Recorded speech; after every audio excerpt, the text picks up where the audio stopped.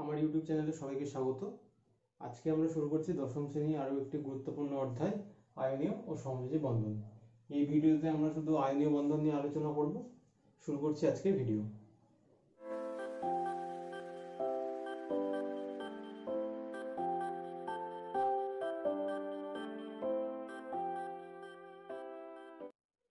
আয়নীয় বন্ধন।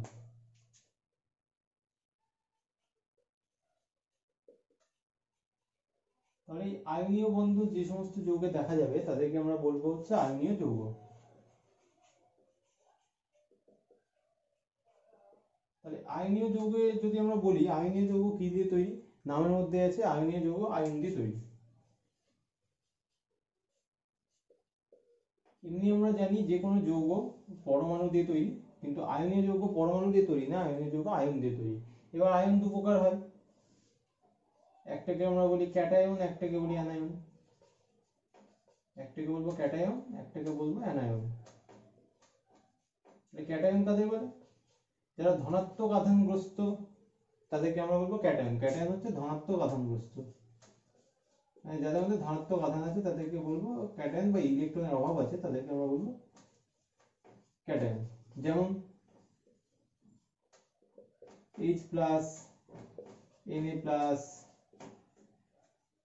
জানি ধাতুগুলো ক্যাটায়ন তৈরি করে, ম্যাগনেসিয়াম 2+, জিঙ্ক+, এগুলো সব হচ্ছে ক্যাটায়ন।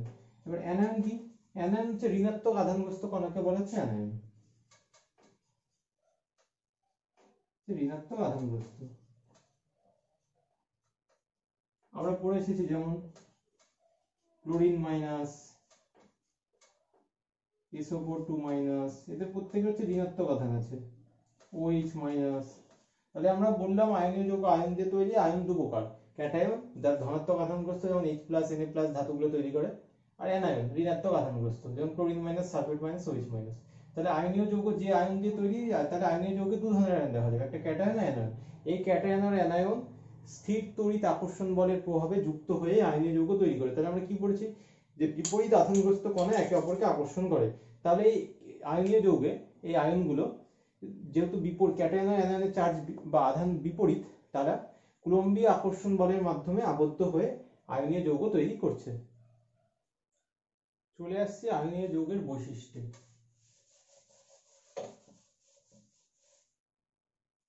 আয়নীয় যৌগের বৈশিষ্ট্য, আয়নীয় যৌগের চারটে বৈশিষ্ট্য আমাদেরকে মনে রাখতে হবে। একটা আমি অলরেডি বলে দিলাম, যে আয়নীয় যৌগে আয়নগুলি স্থির তড়িৎ আকর্ষণ বলের প্রভাবে বা কুলম্বীয় আকর্ষণ বলের প্রভাবে আবদ্ধ থাকে। কি বললাম? এক নম্বর হচ্ছে স্থির তড়িৎ আকর্ষণ বল বা কুলম্বীয় আকর্ষণ বলের প্রভাবে আয়নগুলো আবদ্ধ থাকে। বলের প্রভাবে আয়ন, ক্যাটায়ন ও অ্যানায়নগুলি আবদ্ধ থাকে।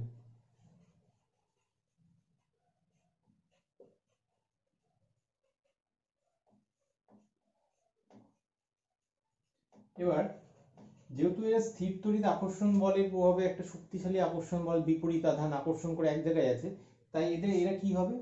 এরা শক্ত হবে, কঠিন হবে ও কেলাসাকার হবে। শক্ত আর কঠিন কিন্তু আলাদা জিনিস, কঠিন জিনিস নরমও হতে পারে। শক্ত, কঠিন ও কেলাসাকার হবে, এক নম্বর পয়েন্ট। স্থির তড়িৎ আকর্ষণ বলের প্রভাবে আবদ্ধ থাকায় এরা শক্ত, কঠিন ও কেলাসাকার হবে। দু নম্বর পয়েন্টে চলে আসছি, যেহেতু এখানে কোনো অণু বা এখানে কোনো পরমাণুর অস্তিত্ব নেই, এখানে আয়নের অস্তিত্ব আছে, পরমাণুর অস্তিত্ব নেই, আয়ন আছে। আয়নগুলো যেহেতু আকর্ষণ বলের প্রভাবে আবদ্ধ আছে, তাই এদের কি হবে? আয়নগুলোকে আলাদা করতে আমাকে বেশি শক্তি লাগবে, তাই এদের গলনাঙ্ক, স্ফুটনাঙ্ক উচ্চ হবে। গলনাঙ্ক, স্ফুটনাঙ্ক উচ্চ হবে, কারণ অণুগুলো তীব্র আকর্ষণ বলের প্রভাবে আবদ্ধ আছে। আমাদেরকে তাদেরকে আলাদা করতে, যেমন কঠিন থেকে যদি আমাকে তরল করতে হয়, তাহলে কি করতে হয়? অণুগুলোর মধ্যে আকর্ষণ বল কমাতে হবে, তাহলে কঠিন থেকে তরল হবে। আকর্ষণ বল যদি আরো কমিয়ে দিই তাহলে তরল থেকে গ্যাস হবে। তাহলে যেখানে অণুর মধ্যে আকর্ষণ বল তীব্র, সেখান থেকে আমাকে তাদেরকে আলাদা করতে বেশি শক্তি দিতে হবে, তাই গলনাঙ্ক, স্ফুটনাঙ্ক বেশি হবে। যেমন NaCl বা সোডিয়াম ক্লোরাইড, এর গলনাঙ্ক হচ্ছে 800 ডিগ্রি সেলসিয়াস প্রায়, যেমন আমরা পড়েছি যে আমাদের তো জলের ক্ষেত্রে বরফের ক্ষেত্রে কত গলনাঙ্ক 0°, এটা হচ্ছে 800°। তাহলে কত বেশি, কারণ এটা আয়নীয় যৌগ। তাই 3 নম্বর চলে আসি। আয়নীয় যৌগগুলো ধ্রুবীয় দ্রাবকে দ্রবীভূত হয়। 3 নম্বর হচ্ছে ধ্রুবীয় দ্রাবকে দ্রবীভূত হবে। যেমন জলে, অ্যালকোহলে, এগুলোতে দ্রবীভূত হবে আয়নীয় যৌগ, কিন্তু অধ্রুবীয় দ্রাবকে হবে না। অধ্রুবীয় দ্রাবকে দ্রবীভূত হবে না, যেমন কেরোসিনে, পেট্রোলে, এগুলোতে হবে না। এটা মনে রাখতে হবে, আয়নীয় যৌগ যেহেতু ধ্রুবীয়, তাই এটা ধ্রুবীয় দ্রাবকে দ্রবীভূত হবে। যেমন জল, অ্যালকোহল অধ্রুবীয়তে হবে না। যেমন কেরোসিন, কেরোসিনের মধ্যে যদি সোডিয়াম ক্লোরাইড ফেলে দিই কোনোদিন দ্রবীভূত হবে না। 4 নম্বর চলেছি, 4 নম্বর ধর্ম। 4 নম্বর ধর্ম কি বলছে, যে এরা কঠিন অবস্থায় তড়িৎ পরিবহন করে না। আয়নীয় যৌগ, তাহলে আয়ন আছে, আয়ন তো তড়িৎ পরিবহন করার কথা, কিন্তু আয়নগুলো আকর্ষণ বলের প্রভাবে একই জায়গায় আবদ্ধ আছে, সেই আবদ্ধ থাকার জন্য তারা তড়িৎ পরিবহন করতে পারছে না। তাহলে এরা কি হচ্ছে, কঠিন অবস্থায় তড়িৎ পরিবহন করে না।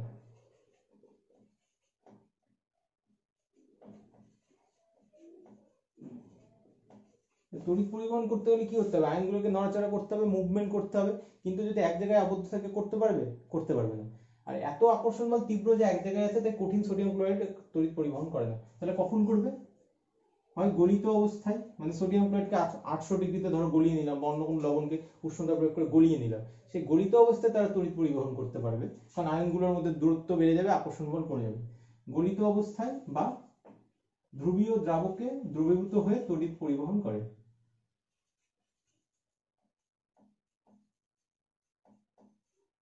তাহলে এই কথাটা মনে রাখতে হবে, কঠিন অবস্থায় তড়িৎ পরিবহন করে না, গলিত অবস্থায় বা ধ্রুবীয় দ্রাবকে দ্রবীভূত অবস্থায় তড়িৎ পরিবহন করে। তাহলে 4টে হয়ে গেল আয়নীয় যৌগের বৈশিষ্ট্য। যা যা বললাম, যে স্থির তড়িৎ আকর্ষণ বলের প্রভাবে আবদ্ধ আছে, তাই এরা কঠিন হবে, শক্ত হবে, কেলাসাকার হবে। 2 নম্বর বললাম এদের মধ্যে আয়নগুলো যে এদের হচ্ছে গলনাঙ্ক স্ফুটনাঙ্ক উচ্চ হবে। 3 নম্বর বললাম ধ্রুবীয় দ্রাবকে দ্রবীভূত হবে, যেমন জল, অ্যালকোহল। অধ্রুবীয় দ্রাবক যেমন কেরোসিনে দ্রবীভূত হবে না। 4 নম্বর বললাম কঠিন অবস্থায় তড়িৎ পরিবহন করে না, গলিত অবস্থায় হয় গলিয়ে দিয়ে তড়িৎ পরিবহন করতে পারবে, বা ধ্রুবীয় দ্রাবকে দ্রবীভূত আছে যখন, তখন আয়নগুলোর মধ্যে দূরত্ব বেড়ে গেছে, যদি আয়নগুলোর মধ্যে দূরত্ব বেড়ে যায় তাহলে আয়নগুলো সহজে নড়াচড়া করতে পারবে, তড়িৎ পরিবহন করবে। তাহলে গলিত অবস্থায় বা ধ্রুবীয় দ্রাবকে দ্রবীভূত অবস্থায় এরা তড়িৎ পরিবহন করবে। নেক্সট চলে আসছি যোজ্যতার ইলেকট্রনীয় তত্ত্বে। যোজ্যতার ইলেকট্রনীয় তত্ত্ব জানার আগে আমাদেরকে জানতে হবে যোজ্যতা কি জিনিস। শুরু করছি যোজ্যতার ইলেকট্রনীয় তত্ত্ব। তাহলে যোজ্যতা কি জিনিস, আমরা এর আগেও কোনো ক্লাসে পড়ে এসেছি যে যোজ্যতা বা ভ্যালেন্সি যাকে বলে, সেই জিনিসটা কি জিনিস। তো যোজ্যতা যদি খুব ছোট ক্লাসের সংজ্ঞায় আসতে হয়, তাহলে আমরা বিভিন্ন পরমাণুর সাপেক্ষে যোজ্যতা পরিমাপ করে থাকি। যেমন হাইড্রোজেনের সাপেক্ষে যোজ্যতা, অক্সিজেনের সাপেক্ষে যোজ্যতা, ক্লোরিনের সাপেক্ষে যোজ্যতা। তো এখানে আমরা এরকম বলতে পারি যে হাইড্রোজেনের সাপেক্ষে যোজ্যতা। তাহলে কি বলবো, এগুলো নেক্সট সমযোজী বন্ধনের ভিডিওতে ডিটেইলস আলোচনা করা যাবে। এখানে একটু শর্টে বলে রাখি যে হাইড্রোজেনের সাপেক্ষে যোজ্যতা কি, যে কোনো একটা পরমাণু যতগুলো হাইড্রোজেনের সাথে যুক্ত হবে সেটা তার হাইড্রোজেনের সাপেক্ষে যোজ্যতা। কোনো একটা পরমাণু যতগুলি হাইড্রোজেনের সাথে যুক্ত হবে, যেমন অক্সিজেন, অক্সিজেন কটা হাইড্রোজেনের সাথে যুক্ত হয় আমরা জানি, H2O। তাহলে এখানে অক্সিজেন দুটো হাইড্রোজেনের সাথে যুক্ত হয়েছে, তাহলে অক্সিজেন যোজ্যতা 2। আমরা যদি বলি ক্লোরিন, তাহলে ক্লোরিনের ক্ষেত্রে আমরা উদাহরণ জানি HCl, তাহলে ক্লোরিন একটা হাইড্রোজেনের সাথে যুক্ত হয়েছে, তাহলে ক্লোরিনের যোজ্যতা 1। নাইট্রোজেনের ক্ষেত্রে চলে আসে, নাইট্রোজেনের উদাহরণ হচ্ছে অ্যামোনিয়া, তাহলে নাইট্রোজেন 3টে হাইড্রোজেনের সাথে যুক্ত হয়েছে, নাইট্রোজেনের যোজ্যতা হচ্ছে 3। তাহলে এগুলো হাইড্রোজেনের সাপেক্ষে যোজ্যতা। একইভাবে ক্লোরিনের সাপেক্ষে বলা যায়, অক্সিজেনের সাপেক্ষে বলা যায়, ইলেকট্রনীয় তত্ত্ব দিয়ে বলা যায়। তো আমরা এখানে কিছু ইলেকট্রনীয় তত্ত্ব বা ইলেকট্রন দিয়ে যোজ্যতা বলার চেষ্টা করব না, আমরা একটা সাধারণ ট্রেন্ড করব, দেন সমযোজ্যতায় গিয়ে আমরা খুব ডিটেলসে যোজ্যতাটা পড়ব, সমযোজী বন্ধনে পড়তে গিয়ে। তো আমরা ছিলাম যে যোজ্যতার ইলেকট্রনীয় তত্ত্ব কি দেখা গেল, যে পর্যায় সারণী আমরা অলরেডি পড়ে এসেছি, যে পর্যায় সারণী বিভিন্ন অণু আছে, প্রচুর অণু আছে, প্রত্যেকের ধর্ম আলাদা। তাহলে এই ধর্মগুলো কেন আলাদা হচ্ছে সেটা খোঁজা শুরু হলো। যেমন চলে এসেছি গ্রুপ 1, যেটাকে বলেছিলাম ক্ষারীয় ধাতু, lithium, sodium, potassium, rubidium, caesium. তাহলে কি বলেছিলাম, এটা অত্যাধিক সক্রিয়, এটা জলের সাথে খুব সহজে বিক্রিয়ায় আগুন ধরে যায়, সোডিয়ামকে যদি জলে ফেলে রেখে আগুন ধরে যায়, তাহলে গ্রুপ 1 এর সক্রিয়তা বেশি। আবার দেখা যাচ্ছে গ্রুপ 18, যেখানে নোবেল গ্যাসগুলো আছে, বা মহান গ্যাস, বা ইনার্ট গ্যাস, বা নিষ্ক্রিয় গ্যাস, যেই নামে ডাকি, তারা হচ্ছে রাসায়নিকভাবে নিষ্ক্রিয়, যদিও এখন পাওয়া গেছে কিছু বিক্রিয়ায় অংশগ্রহণ করে। তাহলে কেউ সক্রিয় কেউ নিষ্ক্রিয়, এটা কিভাবে ব্যাখ্যা করব?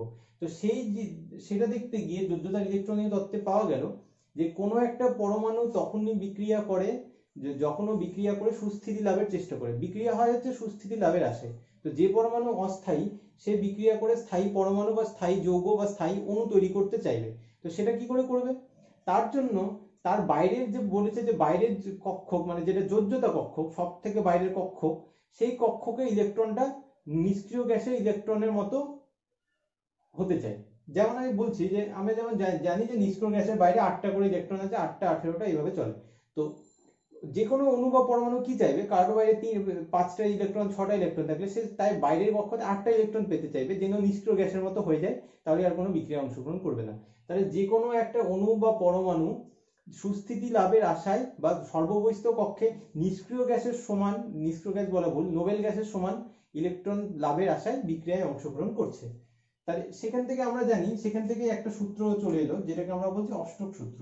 যে নোবেল গ্যাসগুলোর ক্ষেত্রে আমরা বাইরে দেখি যে বহিস্থ কক্ষে 8টা করে ইলেকট্রন থাকে। তাহলে যে কোনো অণু বা পরমাণু চেষ্টা করবে তার সর্ববহিস্থ কক্ষে বা যোজ্যতা কক্ষে 8টা ইলেকট্রন লাভের চেষ্টায়। তো সেটাকে আমরা বলছি অষ্টক সূত্র। কি হবে? সর্ববহিস্থ কক্ষপথে 8টি ইলেকট্রন লাভের চেষ্টা করবে, চেষ্টা করে স্থায়িত্ব লাভ করবে।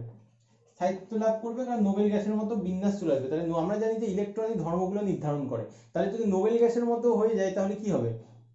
আর হচ্ছে রাসায়নিক বিক্রিয়া অংশগ্রহণ করবে না। তাহলে 8টি ইলেকট্রন লাভের চেষ্টা করে স্থায়িত্ব পায়। আর কারো কারো ক্ষেত্রে দেখা যাবে যে 8টা ইলেকট্রন পাওয়া সম্ভব না, যেমন লিথিয়াম, বোরন, এদের বাইরে 2টো ইলেকট্রন হলে স্থায়ী হয়ে যাবে। দ্বৈত সূত্র, যে কেউ কেউ হচ্ছে 2টি ইলেকট্রন লাভ করবে। কেন?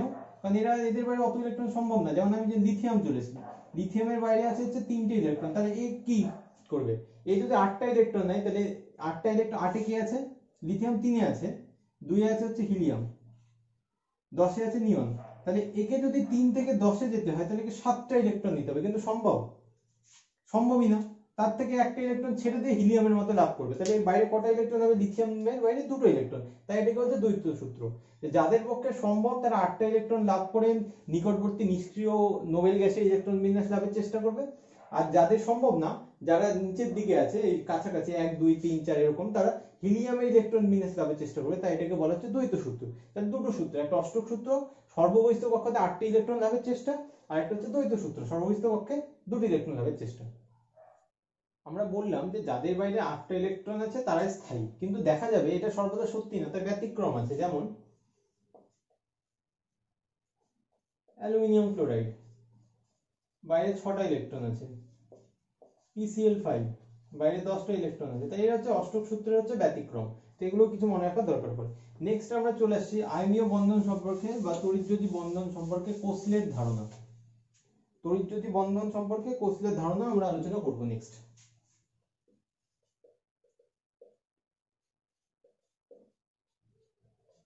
তড়িৎজ্যোতি বা আয়নীয় বন্ধন সম্পর্কে কোসলের ধারণা। তাহলে বিজ্ঞানী কোসলে কি বললো? যে ধরে নিলাম দুটো ভিন্ন মৌলের পরমাণু আয়নীয় বন্ধন তৈরি করতে চাইছে, তাহলে তারা কি করবে? দুটো ভিন্ন হতে হবে। একই ধরনের অণুর মধ্যে আয়নীয় বন্ধন তৈরি হয় না। প্রথম কথা হচ্ছে দুটো ভিন্ন পরমাণু নিতে হবে। একই পরমাণুর মধ্যে সমযোজী বন্ধন তৈরি হয়, ভিন্ন পরমাণুর মধ্যে আয়নীয় বন্ধন বা তড়িৎযোজী বন্ধন তৈরি হয়। তাহলে দুটো ভিন্ন পরমাণু নিলাম, তাহলে কি করবে? এই দুটো ভিন্ন পরমাণুকে এবার রাসায়নিক বিক্রিয়া করে স্থায়ী বন্ধন তৈরি করে স্থায়িত্ব লাভ করতে হবে। তাহলে কি হবে? এই দুজনের মধ্যে যে বেশি তড়িৎ ঋণাত্মক, দুটো পরমাণু নিব, তাহলে দুটো পরমাণুর মধ্যে কি আছে? তড়িৎ ঋণাত্মকতার পার্থক্য আছে। তাহলে একজন হবে তড়িৎ ধনাত্মক, একজন হবে তড়িৎ ঋণাত্মক। তাহলে কি নিব? দুটো ভিন্ন পরমাণু, তাদের মধ্যে থাকবে হচ্ছে তড়িৎ ঋণাত্মকতার পার্থক্য। তড়িৎ ঋণাত্মকতা কি জিনিস পর্যায় সারণীতে আলোচনা করা হয়ে গেছে। তাহলে এই দুটো পরমাণুর মধ্যে একজন হবে তড়িৎ ধনাত্মক আর একজন হবে তড়িৎ ঋণাত্মক।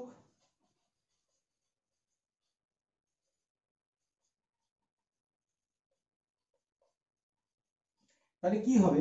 যে তড়িৎ ধনাত্মক সে চাইবে ইলেকট্রন ছেড়ে দিতে, আর যে তড়িৎ ঋণাত্মক সে চাইবে ইলেকট্রনটা নিয়ে নিতে। তার তড়িৎ ধনাত্মক কি করবে? ইলেকট্রন ছেড়ে দেবে। আর তড়িৎ ঋণাত্মক হচ্ছে ইলেকট্রন নেবে। তাহলে যখন দুটো ভিন্ন পরমাণু একটি আয়নীয় কোনো বন্ধন তৈরি করে স্থায়িত্ব লাভের চেষ্টা করছে, তখন তাদের মধ্যে যে তড়িৎ ধনাত্মক পরমাণু সে ইলেকট্রন ছেড়ে দেবে এবং যে তড়িৎ ঋণাত্মক পরমাণু সে সেই ইলেকট্রনটা নিয়ে নোবেল গ্যাসের ইলেকট্রন বিন্যাস লাভের চেষ্টা করবে। এবার যখন নোবেল গ্যাসের ইলেকট্রন বিন্যাস লাভের চেষ্টা করবে, তাহলে এই ইলেকট্রন ছেড়ে দিয়ে তৈরি করেছে ক্যাটায়ন, আর এই ইলেকট্রন নিয়ে তৈরি করেছে অ্যানায়ন। তাহলে এবার কি হবে, ক্যাটায়ন আর অ্যানায়নের মধ্যে একটা আকর্ষণ বল কাজ করবে, দিয়ে আমার হচ্ছে আয়নীয় যৌগ তৈরি হয়ে যাবে।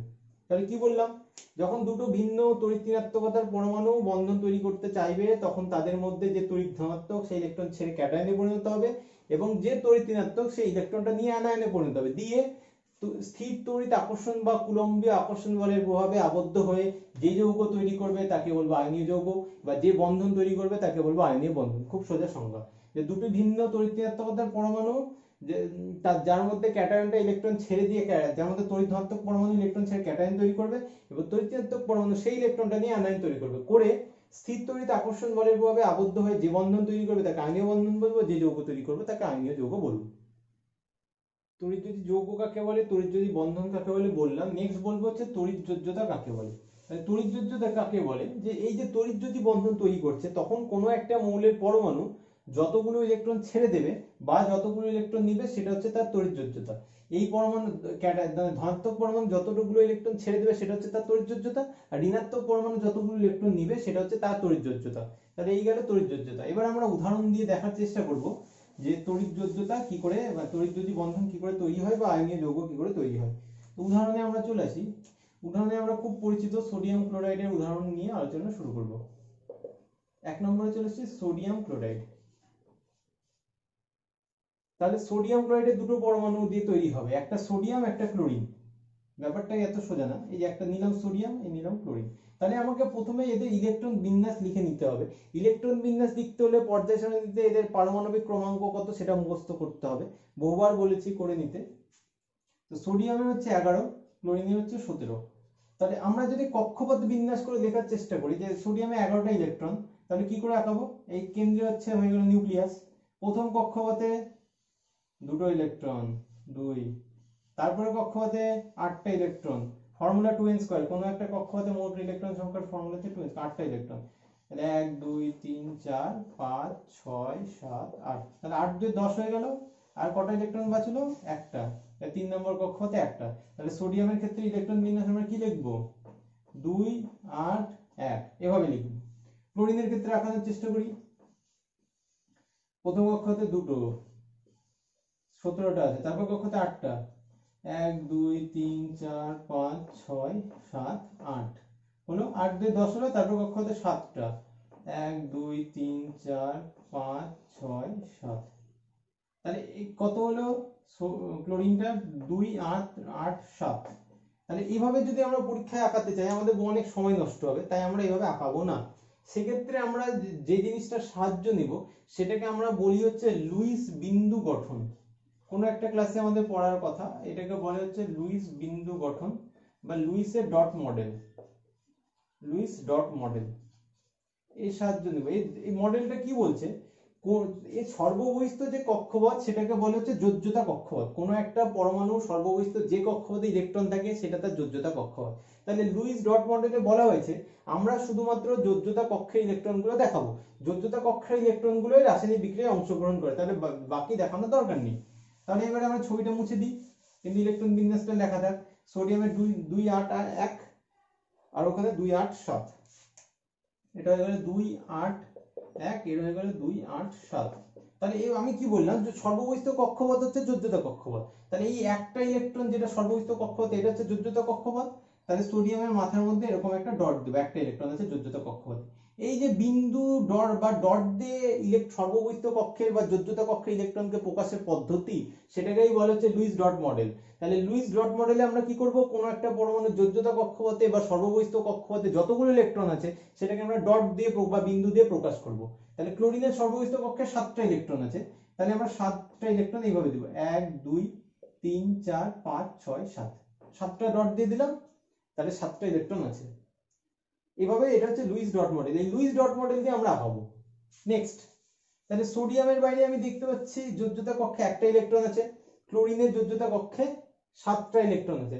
তাহলে সোডিয়ামকে যদি নিষ্ক্রিয় গ্যাসে ইলেকট্রন বিন্যাস লাভ করতে হয় তাহলে কি করতে হবে? এর তো দেখতেই পাচ্ছি যে আগের কক্ষতে একটা 8টা ইলেকট্রন আছে আর এখানে একটা আছে, তাহলে 1 কে 8 হতে হলে ওকে 7টা ইলেকট্রন নিতে হবে। সেটা কি সম্ভব? সম্ভব না। তার থেকে একটা ইলেকট্রন ছেড়ে দেবে, তাহলে তো সবার বাইরের কক্ষতে 8টা ইলেকট্রন হয়ে গেল। তাহলে সোডিয়াম একটা ইলেকট্রন ছেড়ে দেবে। এবার ক্লোরিনের বাইরে দেখছে 7টা ইলেকট্রন আছে, তাহলে ওর অষ্টক পূর্ণ করার জন্য ওর একটা ইলেকট্রন দরকার। তাহলে সোডিয়াম যে একটা ইলেকট্রন ছেড়ে দেবে সে একটা ইলেকট্রন ক্লোরিন নিয়ে নেবে। তাহলে সোডিয়াম তো একটা ইলেকট্রন ক্লোরিনকে দিয়ে দিল। তাহলে কি হবে? সোডিয়ামের বাইরে 8টা ইলেকট্রন থাকলো, সোডিয়াম প্লাস তৈরি করে নিল। আর ক্লোরিনের বাইরে কটা ইলেকট্রন হলো? ক্লোরিনের বাইরে 8টা ইলেকট্রন হলো, দিয়ে একটা ইলেকট্রন যেহেতু পেলো ক্লোরিন মাইনাস তৈরি করে নিল। তাহলে এবার এই সোডিয়াম আর এই ক্লোরিন স্থির তড়িৎ আকর্ষণ বলের প্রভাবে আবদ্ধ হয়ে সোডিয়াম ক্লোরাইড নামক আয়নীয় যৌগ তৈরি করবে।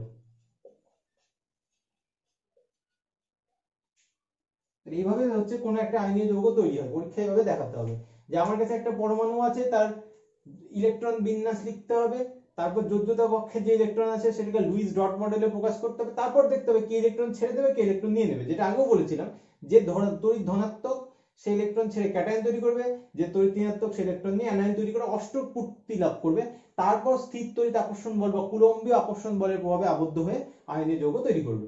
তাহলে এটা হলো সোডিয়াম ক্লোরাইড। নেক্সট উদাহরণে আমরা চলে আসি লিথিয়াম হাইড্রাইড।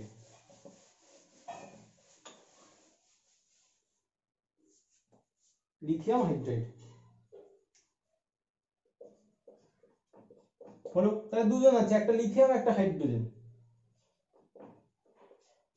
তাহলে ইলেকট্রন বিন্যাস দেখি, লিথিয়াম আছে 3 এ, হাইড্রোজেন আছে 1 এ। তাহলে লিথিয়ামের ইলেকট্রন বিন্যাস হচ্ছে 2 আর 1। হাইড্রোজেনের কত? হাইড্রোজেনের তো একটাই আছে, তাই তো? তাহলে লিথিয়ামের যোজ্যতা কক্ষে একটা ইলেকট্রন, তাহলে লিথিয়ামের মাথায় একটা ডট দিব। হাইড্রোজেনের যোজ্যতা কক্ষে একটা ইলেকট্রন, হাইড্রোজেনের মাথায় একটা ডট দিব। তাহলে এবার কোশ্চেন হচ্ছে কে ইলেকট্রন নিবে কে ইলেকট্রন ছাড়বে, তাই তো? আমি আগেই বলেছি সেই জন্য আগের কথায় যে বেশি তড়িৎ ধনাত্মক সেই ইলেকট্রন ছেড়ে দেবে, যে তড়িৎ ঋণাত্মক সেই ইলেকট্রন নিবে। তাহলে আমি জানি হাইড্রোজেন আর লিথিয়াম দুজনেই গ্রুপ 1 এ আছে, গ্রুপ 1 এ চলে আসে, এই জন্য গ্রুপগুলো মুখস্থ করতে বলেছিলাম। হাইড্রোজেন, লিথিয়াম, সোডিয়াম, পটাশিয়াম আর লিখছি না। তড়িৎ ঋণাত্মকতা পড়া থেকে কি বলেছিলাম যে যত গ্রুপ বরাবর উপর থেকে নিচের দিকে নামবো তত কি হবে? পরমাণুর আকারটা বেড়ে যাবে। আকারটা বেড়ে যাবে মানে ইলেকট্রনটা নিউক্লিয়াস থেকে দূরে চলে গেছে, তার মানে ইলেকট্রনের উপর আকর্ষণ বল কমে গেছে। যদি ইলেকট্রনের উপর আকর্ষণ বল কমে যায় তাহলে সে সহজে ইলেকট্রনটাকে ছেড়ে দিয়ে ক্যাটায়ন তৈরি করতে পারবে, সে তত বেশি তড়িৎ ধনাত্মক। যে পরমাণু যত সহজে ইলেকট্রন ছেড়ে দেয় সে তত বেশি তড়িৎ ধনাত্মক। তাই এখানে লিথিয়ামটা বেশি তড়িৎ ধনাত্মক হবে, সে ক্যাটায়ন তৈরি করবে। আর হাইড্রোজেনটা তড়িৎ ঋণাত্মক লিথিয়ামের সাপেক্ষে, অন্য কারো সাপেক্ষে। তড়িৎ ঋণাত্মকতা বলেছিলাম একটা কারো সাপেক্ষে মেজার করতে হয়, বলে যেটা তড়িৎ ঋণাত্মকতার ক্ষেত্রে কোনোটাই চরম সত্যি না, এটা আপেক্ষিক বিষয়। হাইড্রোজেন আর ক্লোরিনের মধ্যে হাইড্রোজেন তড়িৎ ধনাত্মক, তখন ক্যাটায়ন তৈরি করছে। লিথিয়াম আর হাইড্রোজেনের মধ্যে লিথিয়াম বেশি তড়িৎ ধনাত্মক, লিথিয়াম ক্যাটায়ন তৈরি করবে। তাহলে এখানে লিথিয়াম ইলেকট্রনটা ছেড়ে দেবে, দিয়ে হাইড্রোজেনকে দিয়ে দেবে। তাহলে লিথিয়ামের বাইরে কটা ইলেকট্রন হলো? এই যোজ্যতা কক্ষে 2টো ইলেকট্রন থাকবে, আর একটা ইলেকট্রন ছেড়ে দিয়েছে প্লাস তৈরি করবে। হাইড্রোজেনের বাইরে 2টো ইলেকট্রন হবে, কিন্তু যেহেতু একটা ইলেকট্রন নিয়েছে তাই মাইনাস। তাইলে এখানে অষ্টক ফলো করছে না, এখানে যেটা বলেছিলাম দ্বৈত সূত্র, 2টো ইলেকট্রন সেটা ফলো করছে, দিয়ে এদের মধ্যে একটা আকর্ষণ বল হবে, দিয়ে লিথিয়াম হাইড্রাইড তৈরি করে দেবে। ঠিক আছে? তাহলে এই গেল উদাহরণ লিথিয়াম হাইড্রাইড। নেক্সট চলে আসি ম্যাগনেসিয়াম ক্লোরাইড। এতক্ষণ বললাম হচ্ছে দ্বিপরমাণুক সোডিয়াম ক্লোরাইড, লিথিয়াম হাইড্রাইড। এবার ত্রিপরমাণুক বা ট্রাই অ্যাটমিক পড়ছি, যেটা হচ্ছে ম্যাগনেসিয়াম ক্লোরাইড 3 নম্বর। তাহলে ম্যাগনেসিয়াম ক্লোরাইডে একটা ম্যাগনেসিয়াম আছে, 2টো ক্লোরিন আছে, আঁকিয়ে ফেলি। এই ম্যাগনেসিয়াম, এই একটা ক্লোরিন, এই একটা ক্লোরিন। বুঝতেই পারছি এখানে কেন্দ্রীয় পরমাণু ম্যাগনেসিয়াম, যে পরমাণুটা কম থাকবে সেটাকে কেন্দ্রীয় পরমাণু ধরে মাঝে আঁকাবো, আর বাকি 2টো পরমাণুকে তো দুই সাইডে আঁকাবো। তাহলে ম্যাগনেসিয়ামের ইলেকট্রন বিন্যাস লিখে ফেলি। কততে আছে? 12তে। 2 8 2, ক্লোরিন আছে 17তে, 2 8 7, এ হচ্ছে 2 8 7। তাহলে ম্যাগনেসিয়ামের বাইরে 2টো ইলেকট্রন, 2টো ক্লোরিনের বাইরে 7টা করে ইলেকট্রন। তাহলে লুইস ডট মডেল আঁকিয়ে ফেলি। ম্যাগনেসিয়ামের বাইরে 2টো ইলেকট্রন, ক্লোরিনের বাইরে 7টা করে ইলেকট্রন, 1 2 3 4 5 6 7। এই ক্লোরিনের বাইরে 7, 1 2 3 4 5 6 7। তাহলে আগেই বলেছি যেটা কেন্দ্রীয় পরমাণু কম থাকবে সেটাকে মাঝে আঁকাবো। এবার দেখতে পাচ্ছি ম্যাগনেসিয়াম যদি 2টো ইলেকট্রন ছেড়ে দেয় তাহলে ওর বাইরে 8টা ইলেকট্রন থেকে যাবে। আর এই ক্লোরিনেরও একটা ইলেকট্রন লাগবে, এই ক্লোরিনেরও একটা ইলেকট্রন লাগবে। তাহলে কি করবে, ম্যাগনেসিয়াম তার দুটো ইলেকট্রনের মধ্যে একটা ইলেকট্রন এই ক্লোরিনকে দেবে, একটা ইলেকট্রন এই ক্লোরিনকে দেবে। তাহলে কি হবে, ম্যাগনেসিয়াম দুটো ইলেকট্রন দিয়ে দিল, তাহলে ম্যাগনেসিয়াম তৈরি করবে ম্যাগনেসিয়াম 2+। এই ক্লোরিন একটা ইলেকট্রন নিয়ে অষ্টক পূর্তি করলো, তাহলে এই হবে ক্লোরিন মাইনাস। এই ক্লোরিন একটা ইলেকট্রন নিয়ে অষ্টক পূর্তি করলো, এই হবে ক্লোরিন মাইনাস। তারপর তারা স্থির তড়িৎ আকর্ষণ বলের প্রভাবে আবদ্ধ হয়ে MgCl2 তৈরি করে দেবে। তাহলে এটা হলো ম্যাগনেসিয়াম ক্লোরাইডের লুইস ডট মডেল। আবার বলি, যখন ট্রাই অ্যাটমিক বা তিনটে পরমাণু থাকবে, যেটা কেন্দ্রীয় পরমাণু বা কম আছে সেটাকে মাঝে লিখবো, বাকি পরমাণুকে তার দুদিকে লিখবো, হলো। তারপর কি করব, তাদের ইলেকট্রন বিন্যাস লিখলাম 2 8 7 2 8 2 2 8 7। এবার লুইস ডট মডেল আঁকাতে হবে। এর যোজ্যতা কক্ষে দুটো ইলেকট্রন, এদের 7টা করে আঁকালাম। এবার দেখছি এর একটা ইলেকট্রন লাগবে, এর একটা ইলেকট্রন লাগবে, আর এই দুটো ইলেকট্রন ছেড়ে দিতে চাইবে নোবেল গ্যাসের ইলেকট্রন বিন্যাস লাভের জন্য। তাহলে ম্যাগনেসিয়াম নিজের একটা ইলেকট্রন এঁকে দিবে, একটা ইলেকট্রন এঁকে দিবে, দিয়ে ম্যাগনেসিয়াম 2+ তৈরি করবে, দুটো ইলেকট্রন ছেড়ে দিল, এই ক্লোরিন একটা ইলেকট্রন নেবে, এই ক্লোরিন একটা ইলেকট্রন নেবে, নিয়ে স্থির তড়িৎ আকর্ষণ বলের প্রভাবে আবদ্ধ হয়ে ম্যাগনেসিয়াম ক্লোরাইড নামক আয়নীয় যৌগ তৈরি করবে। নেক্সট চলে আসছি সোডিয়াম ক্লোরাইডের ত্রিমাত্রিক গঠন। যে আমরা বললাম সোডিয়াম ক্লোরাইডের সংকেত হচ্ছে NaCl, বা যে কোনো আয়নীয় যৌগের সংকেত NaCl। তাহলে এরকম NaCl ধরে নিলাম আমি একটা কাগজের মধ্যে NaCl নিলাম, তাহলে এরকম NaCl এরকম ছড়িয়ে আছে নাকি? একদম ভুল, এরকম ভাবে কোনো স্ট্রাকচারই নেই। সোডিয়াম ক্লোরাইড কখনোই NaCl আকারে লেখা যায় না। তার কারণ হচ্ছে, আমরা যখন কোনো কেলাসের গঠন লিখবো, কেলাস হচ্ছে একটা নির্দিষ্ট সজ্জায় থাকে, NaCl এর কেলাসের গঠন। তাহলে এরকম না যে একটা NaCl এখানে আছে, একটা NaCl ওখানে আছে, এরকম কোনো গঠন কখনো সম্ভব না একটা কেলাসের ক্ষেত্রে। তাহলে কেলাসের ক্ষেত্রে কি হয়, সোডিয়াম ক্লোরাইডের কেলাসের বৈশিষ্ট্য হচ্ছে একটা Na+ এর চারিদিকে, আমি লিখে রাখি ভালো করে নোট করবে, একটি NaCl এর Na+ এর চারিদিকে 6টা ক্লোরিন মাইনাস থাকে, আর একটি ক্লোরিন মাইনাসের চারিদিকে 6টা Na+ থাকে। তাহলে এটা কি করে সম্ভব যে একটা Na+ এর চারিদিকে 6টা ক্লোরিন মাইনাস আছে, আর একটা ক্লোরিন মাইনাসের চারিদিকে 6টা NaCl? আমরা যদি ছবিটা আঁকানোর চেষ্টা করি তাহলে কি করে হবে, এটাকে হচ্ছে আমাদেরকে কিউবিক মানে ঘনকাকার ফর্মে আঁকাতে হবে। এরকম একটা ধরো কিউব আঁকালাম,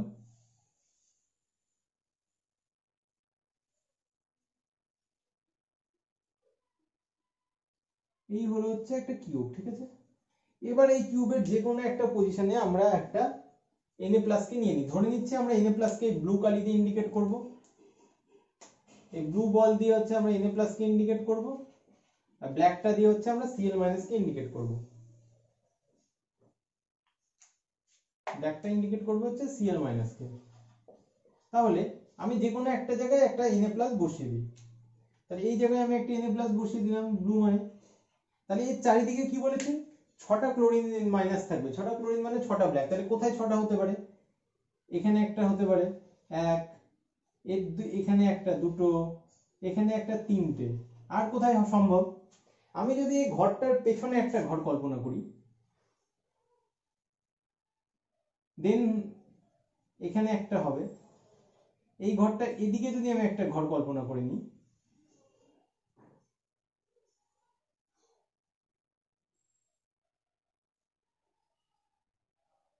দেন সেখানে একটা পসিবল।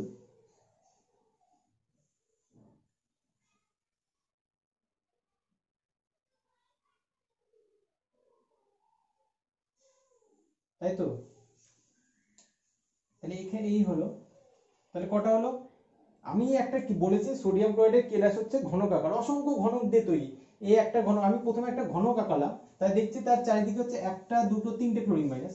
এবার এই ঘনকটার বাঁদিকে যে ঘনক আছে, তার এই ক্লোরিন মাইনাসটা এর পাশে, তার পেছনে যে ঘর আছে তার ক্লোরিন মাইনাসটা এর পাশে। তাহলে কটা হলো, 1 2 3 4 5, আরেকটা হচ্ছে উপরে আছে। আমি এখান থেকে উপরে যদি একটা ঘনক আঁকাই, তাহলে সেখানে হচ্ছে একটা ক্লোরিন মাইনাস। তাহলে একটা সোডিয়াম প্লাসের চারিদিকে 6টা ক্লোরিন মাইনাস হলো। তাহলে এবার একটা ক্লোরিন মাইনাসের চারিদিকে 6টা সোডিয়াম, তাহলে যে কোনো একটাকে কনসিডার করি, ধরলাম এটাকেই আমি কনসিডার করছি, এই যে এটা নিচেরটাকে কনসিডার করছি। তাহলে এর চারিদিকে 6টা সোডিয়াম খুঁজতে হবে। তাহলে এখানে যদি একটা ক্লোরিন থাকে, তাহলে পাশের যে কর্নারটা হবে তার মধ্যে থাকবে হচ্ছে একটা Na+। এই একটা হলো, এই দুটো তো আছেই, এখানে একটা হবে, তিনটে,